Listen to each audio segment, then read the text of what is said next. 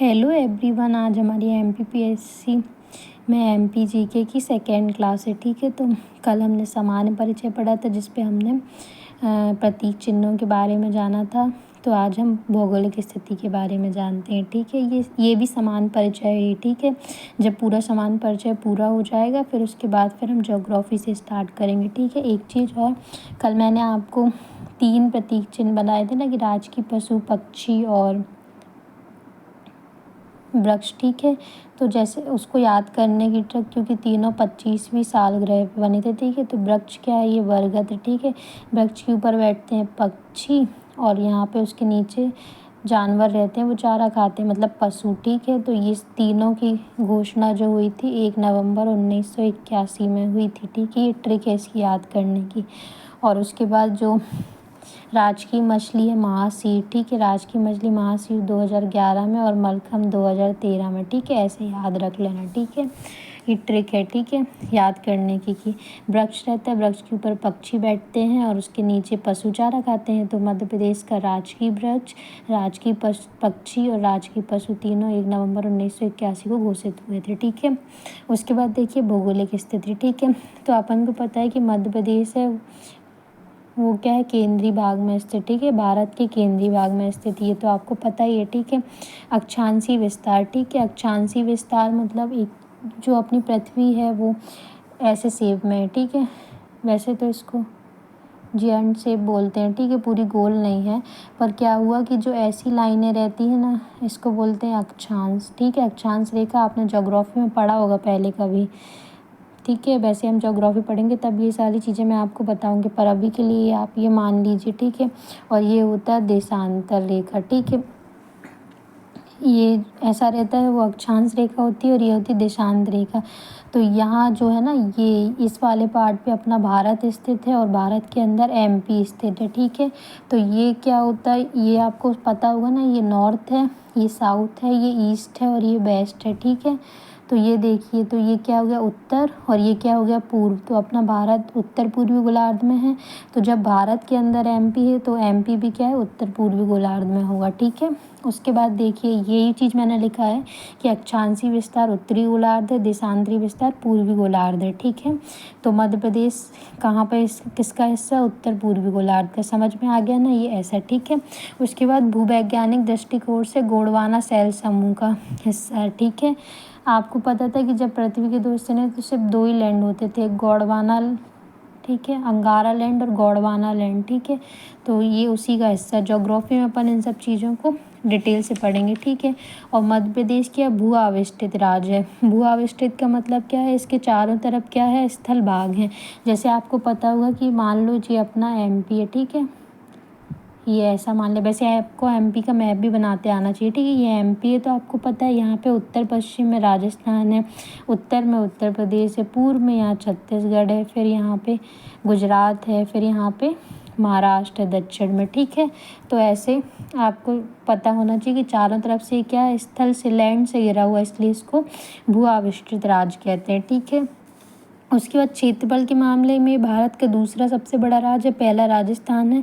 इसका क्षेत्रफल है 3,08,252 किलोमीटर स्क्वायर। ठीक है, जो कि पूरे भूभाग का 9.38% है। ठीक है, ये चीज़ याद रखनी, छोटी छोटी चीज़ें बहुत इंपॉर्टेंट रहती हैं। ठीक है, उसके बाद ये भी आपको याद रखना चाहिए कि इसका अक्षांशीय और देशांतरी विस्तार क्या है। ठीक है, 21 डिग्री 6 मिनट से 26 डिग्री 30 मिनट उत्तरी अक्षांश। ये देखिए मैंने लिखा है 21 डिग्री 6 मिनट से, ये ईस्ट है, ये वेस्ट है, ये नॉर्थ है, ये साउथ है।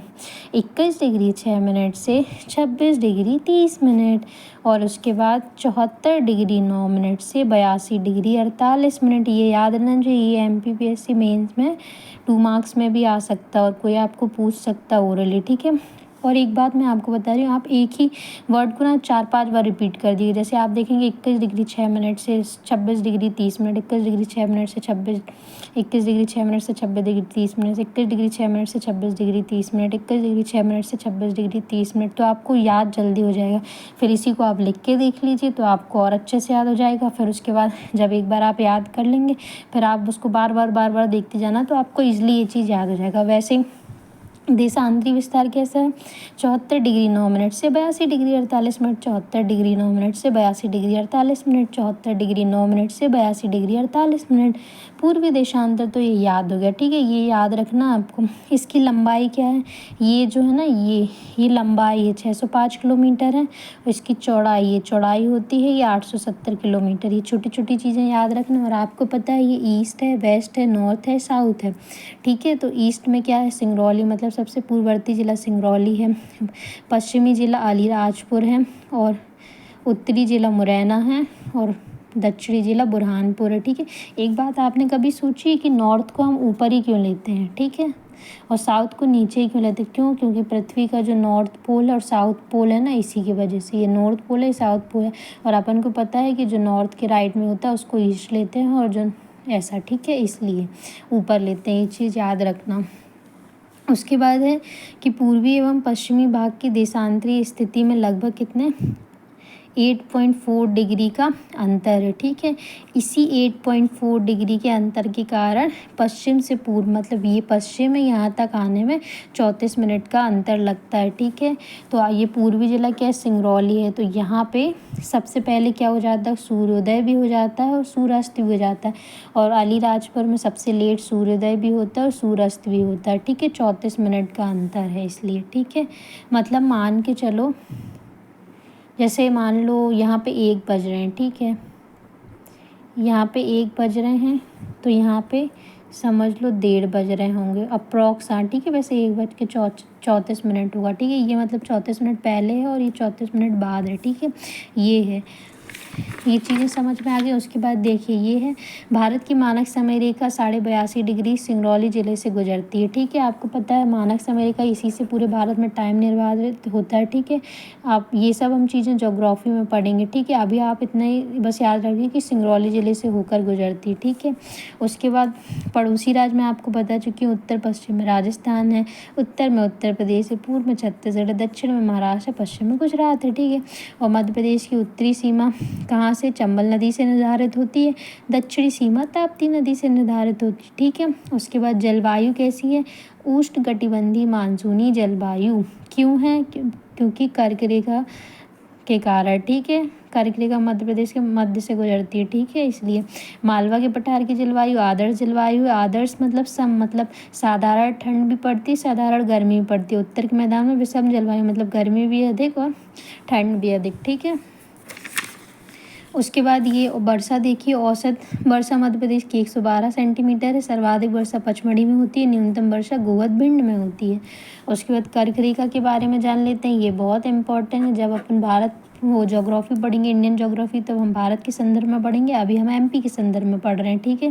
कर्क रेखा कितनी होती है? ठीक है,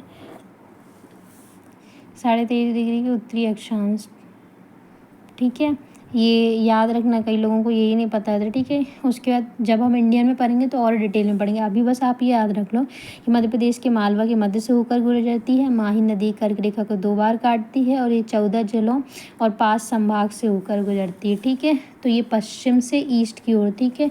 कैसे? जैसे रतलाम है, उज्जैन है, फिर आगर मालवा है, राजगढ़ है, भोपाल है, सीहोर है, विदिशा है, रायसेन है, सागर है, दमोह है, जबलपुर है, कटनी है, उमरिया है, शहडोल है। ये आपको सीक्वेंस में याद रखना, पश्चिम से क्योंकि ऐसा पूछ लेता है कि सीक्वेंस में जमाएं कभी कभी, ठीक है। और 5 संभाग देख लीजिए, उज्जैन है, फिर उसके बाद भोपाल के पूरे 5 ज़िले लगते हैं, ठीक है, एक ऐसा ही संभाग है। उसके बाद फिर देखिए सागर भी लगता है, ये तीसरा हो गया, फिर जबलपुर भी लगता है, और उमरिया, ठीक है, 5 हो गए संभाग, ठीक है। उसके बाद मैं आपको मैप दिखा रही हूँ, ठीक है। ये ऐसा मैप आपके पास होना चाहिए, ठीक है। इस पे ही जब आप पढ़ लोगे ना, मतलब आपको एक एक चीज़ पता होनी चाहिए, कौन सी चीज़ कहाँ पे है, ठीक है। तो एक बार मैं आपको बता देती हूँ, बाकी ये चीज़ आपको खुद याद होनी चाहिए, ठीक है। देखो सबसे ऊपर क्या है? ये जो है ना, ये 3, 1 2 3, ये है श्योपुर, मैं ऐसे शॉर्ट में लिख रही हूँ, ठीक है। श्योपुर, मुरैना, और यहाँ पे है अपना भिंड, याद हो गया, बार बार रिपीट करें। श्योपुर मुरैना भिंड, सबसे ऊपर क्या है, श्योपुर मुरैना भिंड, श्योपुर मुरैना भिंड, श्योपुर मुरैना भिंड, ठीक है। उसके बाद ये जो इन तीनों के बीच में है ना, ये है अपना ग्वालियर, ठीक है। श्योपुर मुरैना भिंड ग्वालियर, और ये इतना बड़ा दिख रहा है, ये है शिवपुरी, ठीक है। उसके बाद ये है दतिया। तो इतना अपना कवर हो गया ना ये वाला हिस्सा, ठीक है।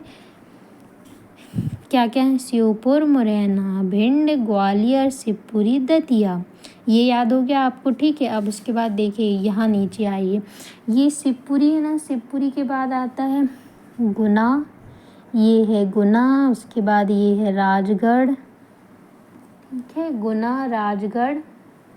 और ये है अपना आगर मालवा, आगर मालवा। और यहाँ पर है मंदसौर, ये है अपना मंदसौर। और ये है अपना नीमच। अब एक बार और अपन देख लेते हैं, श्योपुर मुरैना भिंड ग्वालियर शिवपुरी दतिया, इतना कंप्लीट हो गया। शिवपुरी के नीचे क्या, गुना आया, राजगढ़ आया, आगर मालवा, फिर उसके बाद आया मंदसौर, नीमच, ठीक है। और यहाँ पर आ गया रतलाम, ठीक है। अब ये चीज़ देखना, ठीक है, मंदसौर के रतलाम, मंदसौर, नीमच, ये आपको याद हो गया। उसके बाद रतलाम के नीचे है झाबुआ, और यहाँ पे है अलीराजपुर, ठीक है। याद कर लेंगे आप क्या क्या यहाँ से, अलीराजपुर, झाबुआ, रतलाम, मंदसौर, नीमच, अलीराजपुर, झाबुआ, रतलाम, मंदसौर, नीमच, अलीराजपुर, झाबुआ, रतलाम, मंदसौर, नीमच।